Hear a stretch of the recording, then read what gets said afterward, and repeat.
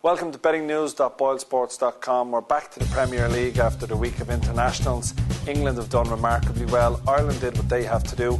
So plenty of players now back in action in the bread and butter of the league. What a game we have in store here. Manchester City taking on Arsenal. Adebayor and Toure both now with Manchester City.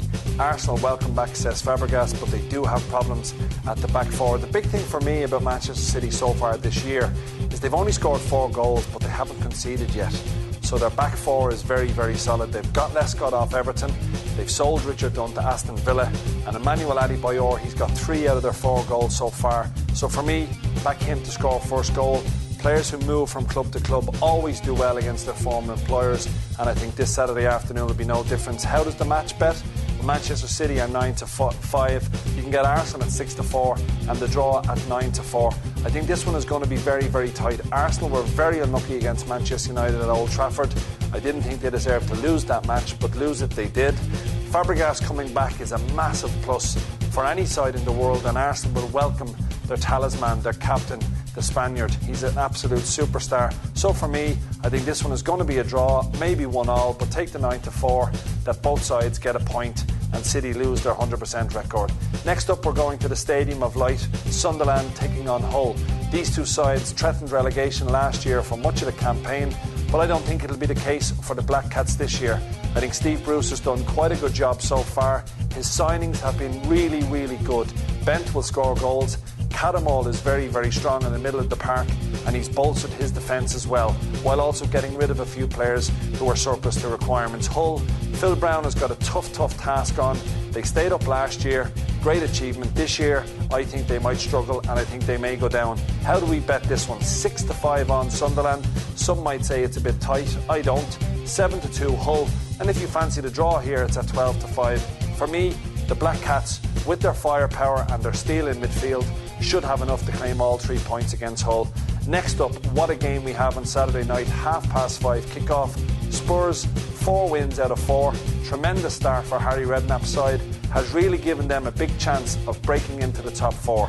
They're against Manchester United, the champions, the reigning champions. Rooney is playing absolutely out of his skin at present. He's scoring goals for fun. It's remarkable to think that he is still such a young player. He's got his whole career still ahead of him. Spurs will have terrible memories against Manchester United. They were leading 2-0 last year. United got a penalty that was never a penalty. Went on and beat them 5-2. A couple of seasons back, Spurs were winning 3-0 at White Hart Lane. Ferguson must have given the hairdryer treatment. United came out and scored 5 at the Lane as well. So United do have confidence when they play Spurs. Spurs have a few problems with their back four. A couple of injuries. Bassong, who's looked very solid since being signed by Newcastle United, he's a big doubt. Ledley King is a major doubt, and Jonathan Woodgate is almost certainly out. So they're going to have to patch up that back four, and that's not good news when you're playing against the champions. However, up the other end of the field, Jermaine Defoe has started the season on fire. We've seen Pavlyuchenko score for Russia against Wales in the internationals. He's probably going to be on the bench. And Peter Crouch came off the bench to score in their last win, a big home win against Birmingham. And then you've also got the Ireland captain, Robbie Keane. So Redknapp's got plenty to choose from up top. I think this one is going to be a stalemate. 12-5 is your draw. If you want to back United, they're at 13-10. If you want to go for the home win, back Spurs at 2-1. But for me, another stalemate at the Lane. Moving on to Sunday, we've got the first derby of the weekend, and it sees Birmingham at home to Aston Villa. Villa have really changed their season around for me.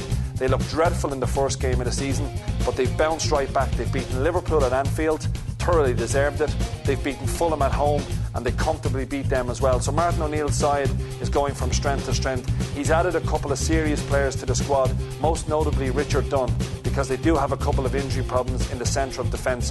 Dunn will come in and he will shore it up quite easily. You're taking on Birmingham at home. It's never easy in a derby. Alex McLeish's side, they've won, they've lost, they've drawn, so it's a mixed bag. You never know which side is going to turn up at St Andrews, but the home crowd will be right behind the home side. 11-5 if you fancy Birmingham. Villa are the 5-4 favourites, and the draw here is at 9-4. I've got to go with Aston Villa. I think they've got too much speed and too much class up front. He's started to play Milner, Agbonlahor and Young at the moment, but he's got Heskey, who's getting his game for England, can't get it for Villa, and the Norwegian guy, John Carew, also on the bench. So the firepower is too much for me. Aston Villa at 5-4 should see off Birmingham. The final game of the weekend sees Fulham taking on Everton. Fulham opened up their campaign with a league win and they've got 2 defeats on the bounce ever since. Everton got their first win of the season at home against Wigan before the break, so they'll be looking to build on that. However, Fulham overachieved last season, finishing 7th in the Premier League, qualifying for Europe. A remarkable achievement for Roy Hodgson's side, but I do think that's going to hinder them this year because their squad is just not big enough to cope with 2 competitions. Pretty similar to Aston Villa last year, if you remember O'Neill playing a second-string side in the UEFA Cup. I think this one has all the makings of a stalemate. 1-1 draw, maybe, or maybe even a 0-0 draw.